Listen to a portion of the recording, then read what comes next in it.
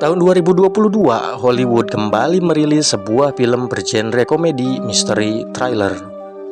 Melihat dari judulnya, secara umum film ini bercerita tentang kuliner. Tapi yang menariknya, film ini bukan saja berfokus pada sebuah makanan, melainkan lebih mengambil pada sisi karakter si kokinya yang kejam, dingin, dan bisa dibilang memiliki jiwa psikopat. Penasaran dengan ceritanya? Tapi sebelum lanjut, alangkah baiknya kepada Anda yang terhormat supaya sudi untuk mensubscribe channel ini, biar saya tambah semangat gogoleran dan gogolepakannya.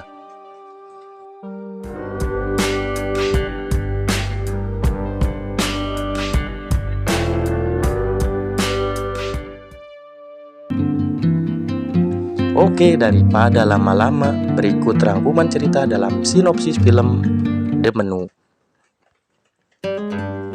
Film memperlihatkan sepasang kekasih yang akan berkunjung ke sebuah pulau terpencil demi untuk menikmati hidangan di sebuah restoran elit nan terkenal milik koki bernama Chef Julian Slowik.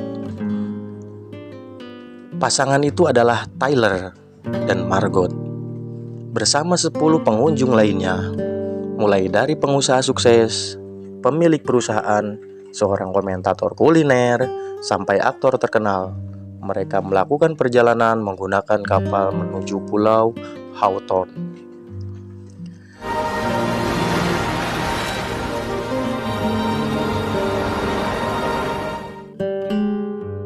Sesampainya di pulau, mereka disambut oleh Elsa, yaitu kaki tangan sang juru masak sekaligus pemilik restoran di pulau tersebut. Saat Elsa membacakan deretan nama yang sudah ada dalam daftar kunjungan pada hari itu, nama Margot tidak ada, sehingga membuat Elsa heran. Tapi Elsa tetap menyapa dengan hangat. Kemudian Elsa memperkenalkan pulau yang luasnya hanya 5.000 meter persegi itu. Pulau yang tidak berpenduduk dan hanya dihuni oleh karyawan dan koki sekaligus pemilik restoran.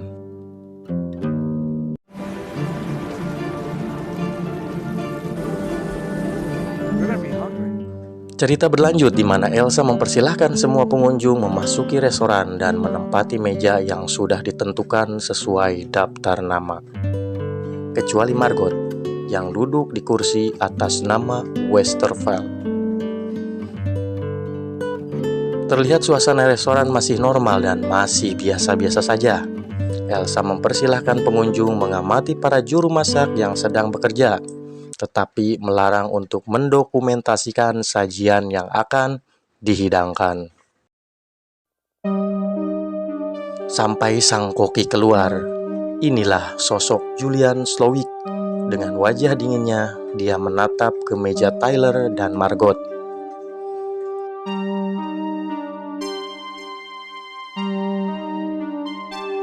Dimulai di hidangan pembuka. Milk snow and charred lace. Enjoy. We have a compressed and pickled cucumber melt. Dengan hidangan pembuka, pengunjung masih biasa-biasa saja dan masih melakukan obrolan-obrolan ringan. Sambil mencicipi hidangan, Tyler sembunyi-sembunyi memfoto dan juga bercerita tentang kekagumannya pada seorang Slowik. Pasalnya bukan hanya tentang masak, tapi Slowik bisa memberi nilai seni pada setiap sajiannya. Starting to get it. Really? Yeah. It is, which is where God works too. It's the same. That was beautiful. Menu hidangan pertama dimulai. Slowik memperkenalkan hidangan pertamanya yang bertemakan pulau.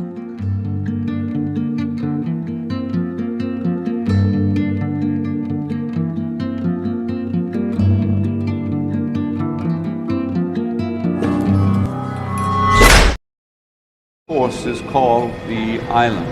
On a plate covered in barely frozen filtered seawater, which will. Namun satu permintaan Slowik pada pengunjung, yaitu jangan dimakan, melainkan cicipi, rasakan, nikmati, pikirkan setiap makanan yang masuk ke mulut.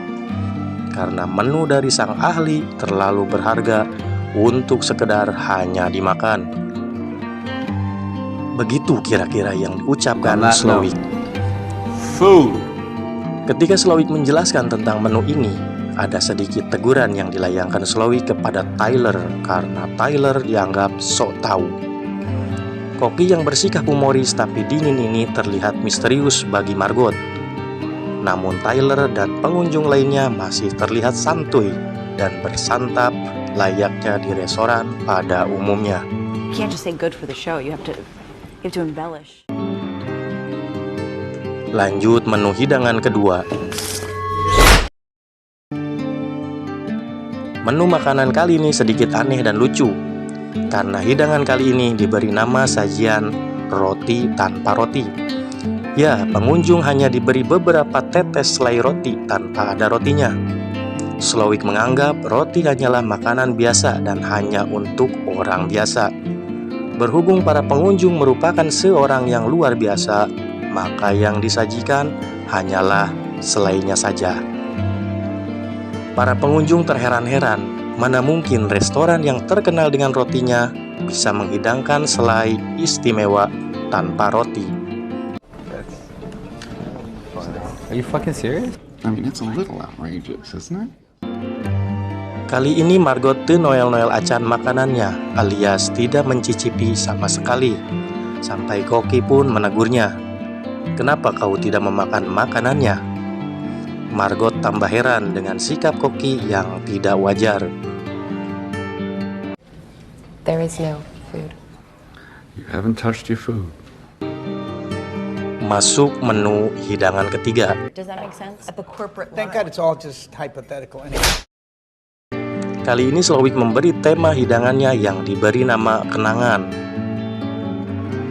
Sebelum hidangan turun ke meja, Slowik mengenalkan ibunya dan menceritakan kenangan kelam masa kecilnya dan pengalaman keji yang dilakukan ayahnya. Menu ketiga ini menyajikan paha ayam yang ditusuk oleh sebuah gunting. Tema sajian kali ini sama seperti yang dilakukan Slowik kecil ketika menusuk paha ayahnya menggunakan gunting. Hidangan paha ayam itu dilengkapi dengan opak tortilla yang sangat aneh. Bukan tentang tortillanya, tapi ada ukiran kata-kata dan gambar di atas opak tortilla tersebut yang mengungkap sisi keburukan para pengunjung. Seakan Slowik tahu tentang keburukan pribadi masing-masing dari para pengunjung restoran. Tortilla dibuka. Dimulai dari seorang kritikus kuliner yang tergambar sebuah restoran yang bangkrut karena ulahnya. Kemudian seorang pimpinan perusahaan yang tortillanya tergambar sebuah perselingkuhan. Lalu ada Tyler yang ketahuan memotret hidangan yang digambar di tortillanya. Lanjut sang aktor yang tergambar sebuah kenangan tentang peran film terburuknya. Kemudian pengusaha yang tergambar di tortillanya sebuah data keuangan palsu yang mereka gelapkan.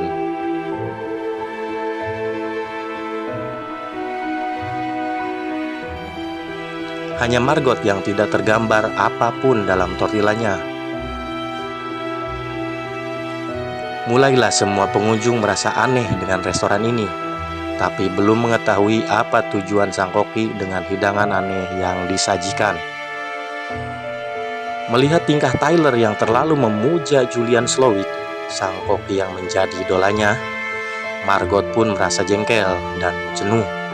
Kemudian Margot memutuskan untuk pergi ke toilet hanya untuk sekedar mengisap sebatang rokok. Tapi secara tidak sengaja, Margot melihat seseorang di luar sedang membawa benda aneh berupa sayap. Disusul seseorang membuka pintu toilet yang ternyata itu adalah Slowik. Ketika Margot melarang Slowik untuk masuk, Slowik menanyakan alasan kenapa Margot tidak memakan hampir semua hidangannya. Slowik juga menanyakan, "Siapa kau, Margot? Dan tak seharusnya kau ada di sini."